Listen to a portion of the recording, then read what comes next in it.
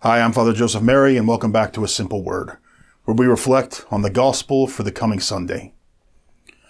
Nearly 5 centuries before the coming of Christ, the Greek playwright Aeschylus wrote the following words: "He who learns must suffer, and even in our sleep, pain that cannot forget falls drop by drop upon the heart, and in our own despair against our will comes wisdom to us by the awful grace of God."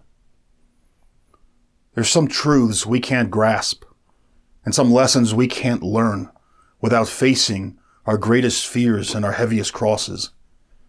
And this is what we see in the gospel on Sunday.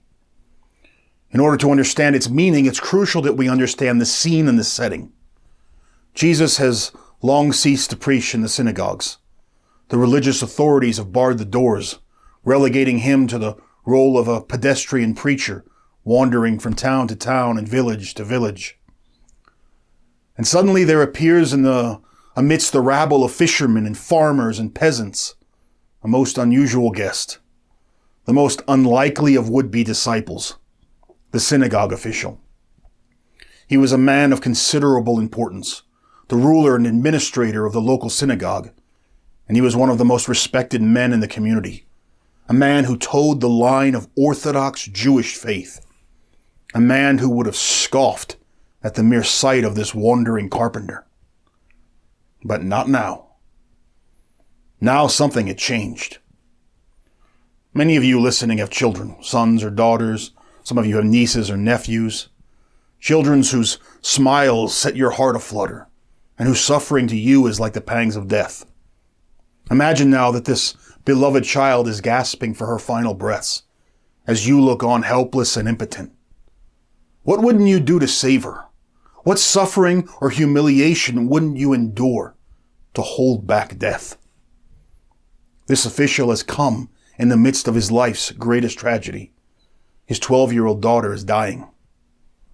For the Jews, a young girl became fully a woman at 12 years of age. So it wasn't just that his beloved daughter's dying.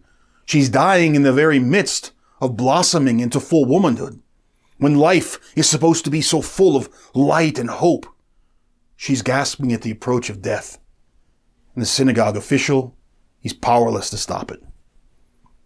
And so what does this desperate, grief-filled, broken father do?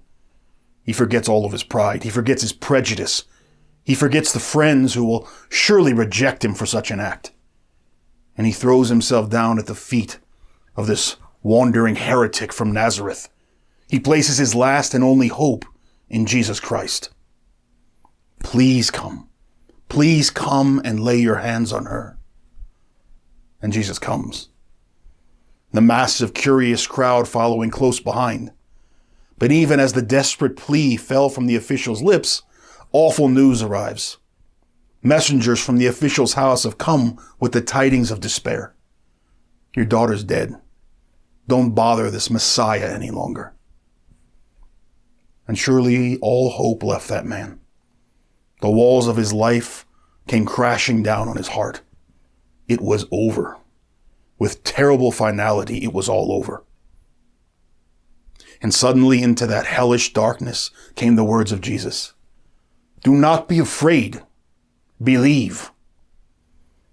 But even as they drew near to the home of the synagogue official, the death dance had begun. Women in black flitted about the house, wailing and screaming with grief, ripping out parts of their hair and tearing the front of their garments, all as the flute's grim funeral dirge hung eerily in the air.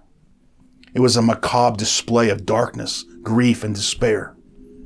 And into the midst of this walks Jesus Christ. And they laugh at him. They mock and ridicule him. But Jesus had only one concern. Where is the child? With Peter, James, and John following close behind, Jesus took the official and his wife, and he enters the room where lay the corpse of their precious daughter. And taking the little girl's hand in his own, Jesus said, Talitha cum. Little girl, get up. There's something amazing here. In the midst of this entire dramatic story, we find Hebrew words, Talitha cum. Why is this small Hebrew phrase found in the Greek gospel? There can only be one reason. Mark's gospel was the record of Peter's memory of Jesus. Outside of Palestine, Jesus and the apostles, they would have had to speak in Greek. But Peter had been there, in the room, when Jesus took the little girl by the hand. He'd seen it happen. And for the rest of his life, he would never forget the look in Jesus' eyes, the love in his voice as he called to her in Hebrew, Talitha kum, little girl, get up. And the little girl got up. Against all hope, she got up. From beyond death, she got up. In the face of the impossible, she got up.